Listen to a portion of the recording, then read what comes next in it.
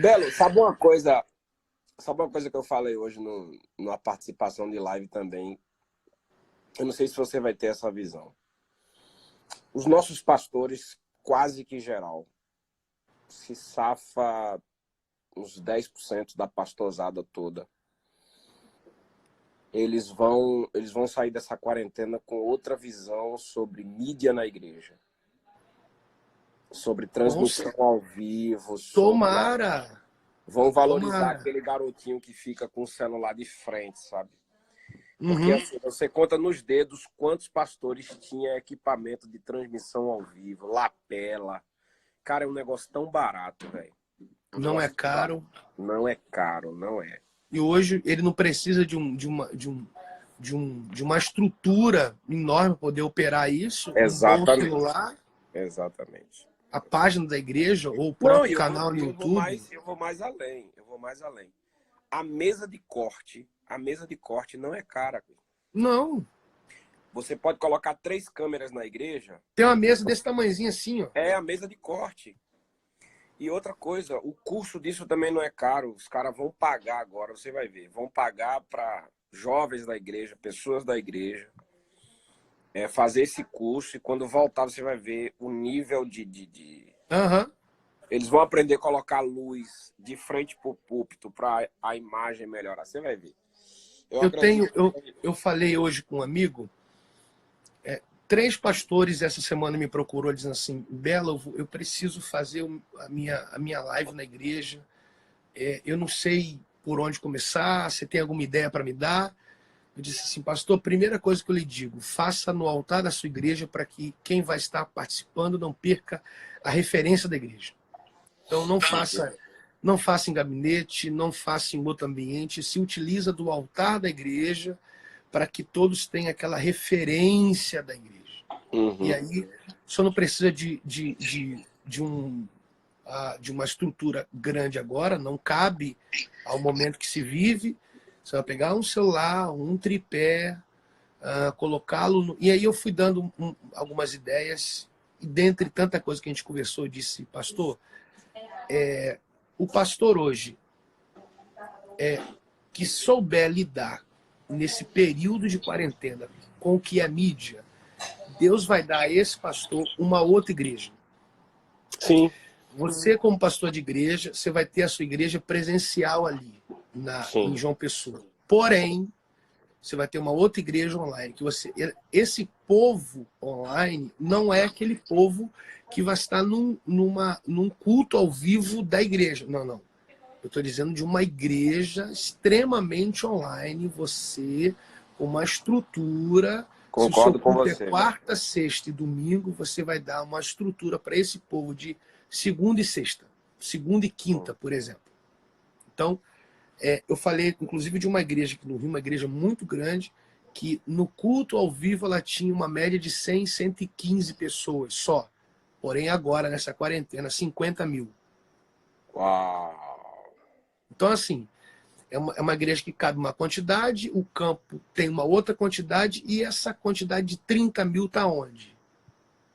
Então, a igreja online, ela já acontece na América, nos países de língua hispana, já acontece, porém o Brasil nunca aderiu a essa ideia. Você vai ter uma igreja presencial aí, porém, uma igreja muito maior a nível online, que você vai fazer a mesma coisa que se faz físico, você vai fazer online. E mais, né? Para quem é jovem aí que está assistindo a gente, se dediquem nessas áreas, porque as igrejas vão precisar muito de vocês. E outra coisa, né? A gente está falando de igrejas, mas uma coisa bonita que a gente vinha pregando, vinha tentando colocar na cabeça, era aquela ideia, né, que igreja somos nós, templo somos nós. E as pessoas, principalmente no Nordeste, Belo, você sabe que no Nordeste as pessoas defendem muito a placa, defendem muito a convenção. É que convenção? Não, então é desviado. É que convenção. Então, hoje acabou a convenção, irmão. Hoje aqui acabou tudo. Tá todo mundo em casa, acabou. Tem batista assistindo o culto da Assembleia, tem assembleiano assistindo o culto da Batista. Então, assim, a linguagem de gente, pelo menos eu estou falando do Nordeste porque eu vivo aqui. Sim, sim. A linguagem do povo daqui do Nordeste está mudando muito quanto a isso. Estão começando a aprender a dizer: igreja sou eu, templo sou eu, o tabernáculo de Deus está em mim e tal, aquela coisa toda. E isso é maravilhoso. Isso parece música aos meus ouvidos, sabe? Agora sim, também vai ter um negócio. Vai prevalecer quem buscar a melhor qualidade. É isso aí.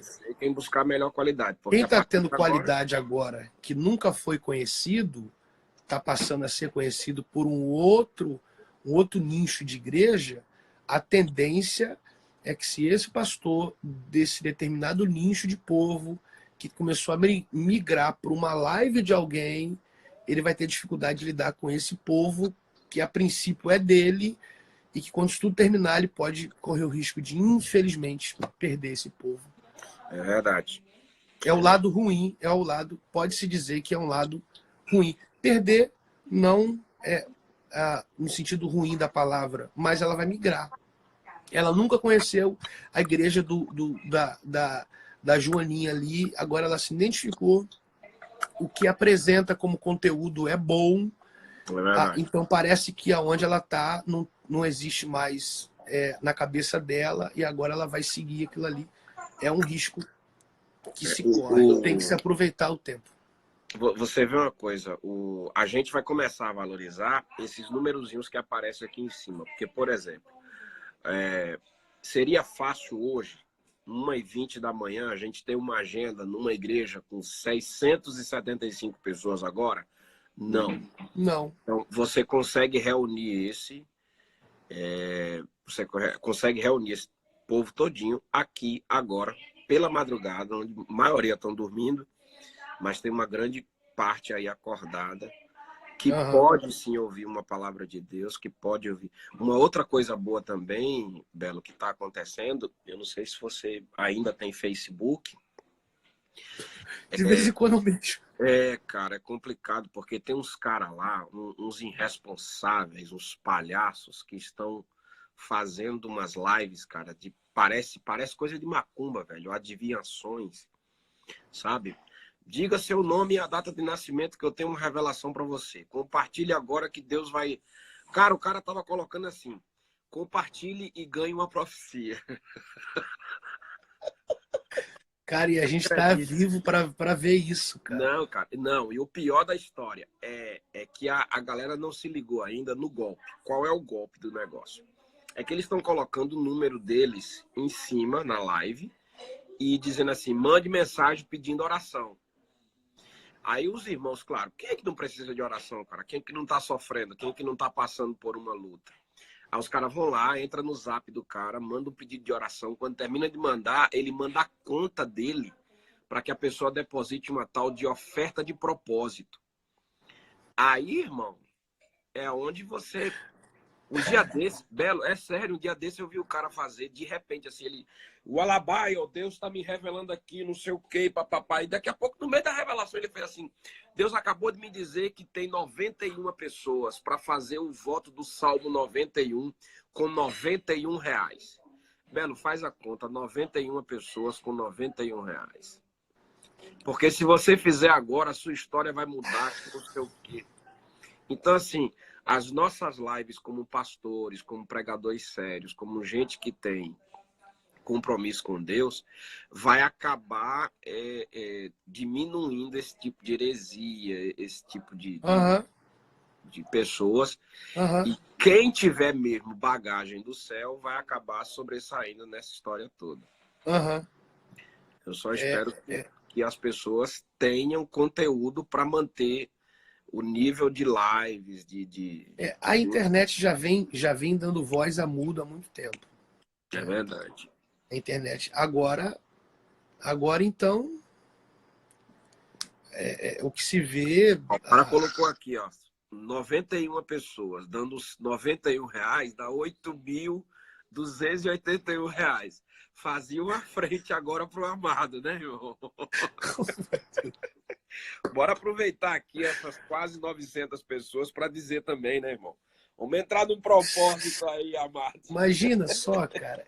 Na verdade, isso aí é é a maior realidade da falta do evangelho na vida de, de- do povo, porque se aproveita ao bel prazer em detrimento à fragilidade da pessoa.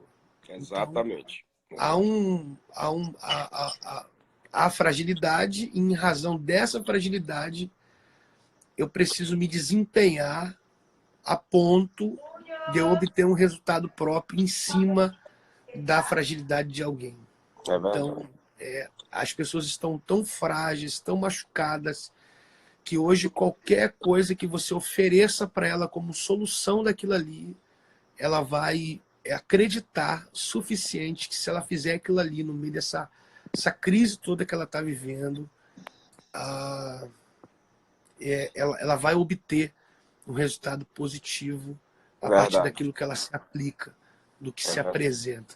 Então, hoje, a gente tem observado que a falta do evangelho.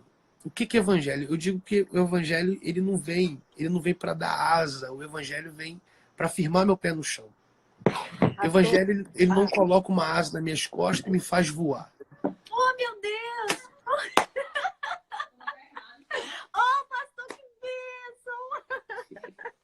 Vai, conclui aí. Essa é crente, Eu irmão. quero ouvir. Essa é crente. Essa é a Belinha. Não, Belinha É é crente. Belinha. Tá fazendo café uma hora dessa pra mim com pão aqui, só pode ser crente. Pastor, Não, e o suco? Meu o Deus do suco de céu. mangaba, pastor. Toda vez que eu faço aqui, eu lembro do senhor. Suco de mangá. Nunca tomei um suco de mangaba igual esse. Misericórdia. Cadê a minha Ah, amiga? Cadê a foi pastora? dormir. Foi dormir. Ah, dá um abração nela, tá? Mando sim. Beijo. Ô, pastor. O evangelho ele não vem para me dar asa. De um tempo para cá, as pessoas aplicaram asa nas outras e fizeram com que elas entendessem que elas precisavam voar.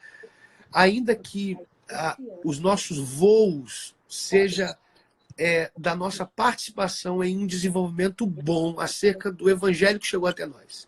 Então, Uau. todo voo não está relacionado ao evangelho, porque o evangelho não te dá asa. O evangelho firma teu pé no chão. Então, tudo que a gente vive em razão de voos não está relacionado ao evangelho que se chega. Está relacionado ao nosso desenvolvimento saudável acerca do evangelho que chegou. Uau. Então, você se desenvolveu de maneira tão boa a partir do evangelho que chega, que aí você voa. Mas essa asa que me faz voar não está ligada ao evangelho, está ligada com um desempenho seu. É um escritório, é uma logística, é uma seriedade. Então, aí a gente acaba voando. Porém, o evangelho vem para firmar o nosso pé no chão. Uma das coisas que Satanás fez com Jesus foi colocá-lo num lugar alto e dizer a ele: se joga, porque o Senhor dará ordem aos anjos ao seu respeito para que teu pé não tropece. Até o diabo sabe que o evangelho é pé no chão. Uau. Que alguém que se joga não pode tropeçar. Só alguém caminha que tropeça. Então, o evangelho ele é quanto mais pé no chão você tiver, melhor. Você não se engana.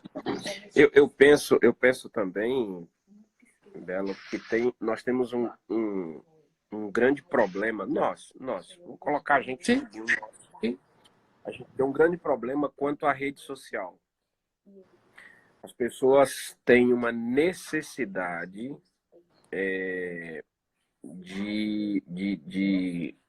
de buscar o reconhecimento por rede social. Onde, na verdade, as pessoas te seguem não pelo que eles veem em rede social, mas pelo que eles veem no lugar que você vai, naquilo que você faz. Então, um dia desse eu estava ministrando sobre Moisés e foi interessante. Moisés passa 3 meses escondido e sem nome. Você já imaginou todo mundo chegando na casa de Moisés e perguntando como é o nome do menino? Isso não é menino só, não tem nome não. E tá onde? Tá escondido. Então, a nossa geração, com essa coisa de rede social, elas perderam a- elas perderam essa de ficar 3 meses escondido e sem nome. Pode até ser um grande homem lá na frente, pode até ser um grande líder lá na frente, mas a falta de paciência de esperar esse tempo de ficar escondido e sem nome é o que faz muita gente fazer esse tipo de bobagem na internet, né? Eles acham que precisam reinventar o evangelho, precisam reinventar a roda para poder eles aparecerem a ponto de ter seguidores. E você Aham. percebe uma coisa, agora eu vou falar por mim. Você dê uma pensada aí nos cantores que foram frutos de internet, pergunta onde é que eles estão. Cantores que estouraram uma música, não naquela igrejinha, com as irmãs cantando, com um playback rodando, com um anônimo cantando a musiquinha dele lá. Não, eles estouraram só na internet. Aonde é que estão essas pessoas? Entendeu? Que fruto essas pessoas estão gerando para o reino de Deus? Nenhum. Porque essas pessoas, eles foram frutos de internet, eles nasceram aqui e eles morreram aqui mesmo. Eles não têm os pés, peguei agora, não têm os pés no chão. Eles voaram muito rápido, sem saber nem para onde iria. Sim, voar não é o problema. Eu vejo que o que fala, qual é a ideia de maturidade na Bíblia e qual é a ideia de maturidade hoje fora da Bíblia? A ideia de maturidade fora da Bíblia é você correr, você caminhar, correr e voar. Então, o seu voo revela o quanto você é maduro. Na Bíblia, não. Os que confiam no Senhor subirão com asas de águia. Ok? Primeira fase, você sobe com asa. Segundo, você corre. Terceiro, você caminha. Então, na Bíblia é o contrário. Na Bíblia você voa, depois você corre, depois você caminha. Aonde que eu mostro a minha maturidade? Não é no voo. É no caminho. Não é na corrida. É na caminhada. Irmão Então, Belo, lá o senhor fora, continua terrível, meu irmão. lá fora é o contrário. Lá fora é assim. Lá fora, primeiro você caminha, você corre, mostra a sua velocidade e depois você mostra o seu voo, abandonando quem ficou para trás. Não, não, não. Na Bíblia, não. Na Bíblia você voa, você experimenta o ar, a altitude e para. Só que chega uma hora que você não tem asa mais, aí você corre. Aí você experimenta corrida, curvas, subidas, descidas, aí você corre. Sua força. Final não. Final você caminha. Cima de maturidade é a caminhada, não é minha corrida e meu voo. Por isso que o pai do filho pródigo correu. Uau! Ele não podia correr, porque ele já é maduro. Se ele vai caminhando, ele perde o filho. Então por isso que ele corre. Ele rompe com a normalidade da maturidade para poder pegar o filho logo. Porque se ele vai caminhando, ele perde o filho. Uau! Aonde que você vê quando o camarada alcançou a maturidade? Quando você percebe que ele não voa mais, ele não corre mais, mas ele caminha. Ele não tem velocidade, ele não tem asa, mas ele caminha, caminha, caminha, caminha, caminha. As pessoas têm uma ideia que eu como cantor, as pessoas têm uma ideia muito fora do que deveria ser, é que eles passam a vida toda tentando estourar. E eles esquecem que, na maioria das vezes, a gente acaba estourando quando a gente faz coisas simples. Sim. Quando a gente faz coisas simples. E tem uma coisa, Belo, você sabe qual é o maior problema da gente? Pensa comigo aqui. Você já imaginou se todo mundo fosse ser sucesso no Brasil? Tipo assim, o cara gravou o CD hoje e amanhã ele vai estar estourado no Brasil. O cara pregou uma mensagem hoje, amanhã ele vai ser o pregador dos congressos todos do Brasil. A minha pergunta seria, quem atenderia aquela igreja do sítio? Qual era o cantor que ia cantar na igreja do bairro? Porque os famosos estariam ocupados nos grandes eventos. E se não tiver os anônimos? E se não tiver os que estão começando? E se não tiver aqueles que ainda não têm nome e ainda não, entendeu? Eles perdem essa paciência de começar a atender o bairro, começar a atender a cidade, começar a atender o estado, para poder atender o país. Os frutos de internet não têm história para contar sobre aquele culto com 3 pessoas. Porque eles começaram a fazer vídeo e você sabe que aqui no vídeo tudo é muito bonitinho, tudo é muito maquiado, tudo é muito pronto, né? Mas a gente não posta aquele culto que a gente foi e a gente se molhou no caminho. Aquele culto que a gente foi e o pneu estourou. Aquele culto que a gente foi e a lama bateu e o carro atolou. E a maioria de pessoas que buscam sucesso a todo custo, eles acabam não tendo esse tipo de testemunho para contar. Eu gosto muito de Jesus, porque Jesus me ensina a ser itinerante. Jesus, ele conseguia pregar no monte para aquele monte de gente, mas ele também enfrentava uma tempestade para encontrar um público lá do outro lado, de um, e o que tinha lá não prestava para nada. Então, E foi atrás de 2 no caminho de Emaús. você imagina aí. E a obra que ele fez, aonde tinha menos pessoas, às vezes foi mais falada do que a obra que ele fazia no meio de multidão. Então... Olha que interessante. A pergunta que eu vou fazer não é uma pergunta de que eu não sei, que de fato você não saiba. É só para... Você já ouviu falar em Teófilo? Sim. Muito pouco ou mais ou menos? Fala a verdade. Mais ou menos. Ok. Muito Você já ouviu falar no Evangelho de Lucas? Sim. Você já ouviu falar em Atos dos Apóstolos? Sim. Você acredita que essas 2 porções da Bíblia foi escrito para esse cara? Não brinca, cara.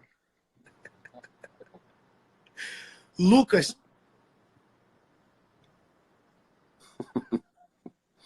se preocupou com um amigo quando ele escreve o Evangelho segundo Lucas e Atos dos Apóstolos. Essas 2 porções é para que um amigo se firmasse em Cristo. Uau. A gente nunca ouviu falar em Teófilo, mas a gente conhece as obras que foi direcionada a ele. Lucas não estava preocupado com uma grande quantidade de gente, Lucas não estava preocupado nas maiores conferências, Lucas não estava preocupado em alcançar uma multidão enorme. Lucas, quando ele escreve o Evangelho e Atos, ele está preocupado com Teófilo. Uau. Essas 2 obras, que na verdade é um livro só, essas 2 porções é para o coração de um amigo. Se não fosse esse anônimo, a gente não teria o Evangelho segundo Lucas e Atos dos Apóstolos. Quem não está pronto para pregar para um, não vai alcançar ninguém. Uau. Por que Atos e o Evangelho segundo Lucas alcança essa quantidade absurda de gente hoje? Porque ele se dedicou para um só. Uau. E talvez, Belo, eu acho que os maiores testemunhos que a gente tem é de coisas que a gente fez para 1, 2, uma família. É isso aí. Talvez a gente marque mais pessoas numa visita familiar do que num congresso com 40, 30, 20 mil pessoas. É muita gente preocupado com a aprovação de um sucesso, né? Eles têm a ideia que a aprovação do sucesso está na quantidade de gente que vai te ouvir. Isso é um mal que a gente carrega, né? Isso é um problema que a gente carrega aqui. Caramba, quase 900 pessoas aí. Obrigado. Eu enxergo pouco, enxergo. Sucesso não tem a ver com audiência, tem a ver com permanência. Uau. Não é sobre o quanto você aparece, é o quanto você permanece. Uau. Então, sucesso é permanecer. Glória a Deus. Alguém tem pergunta aí, gente? Se fizer, eu digo pro Belo aí. Belo responde todas. Não respondo, não. Não, eu estou aqui só para aprender hoje. Ai, E tem ai. mais uma coisa, gente. Belo Se tem cair, problema. se cair, a gente volta, porque a live, infelizmente, é 1 hora só. E tem uma coisa, gente. Eu tenho um problema com o Belo desde sempre. É que toda vez que a gente termina uma conversa desse jeito aqui, eu vou pro papel e acabo escrevendo uma música. Um dia, Belo me falou sobre a fé quando eu terminei na casa dele. Eu acho que eu tenho esse vídeo aqui, Belo. Foi? Quando eu terminei, eu comecei a cantar.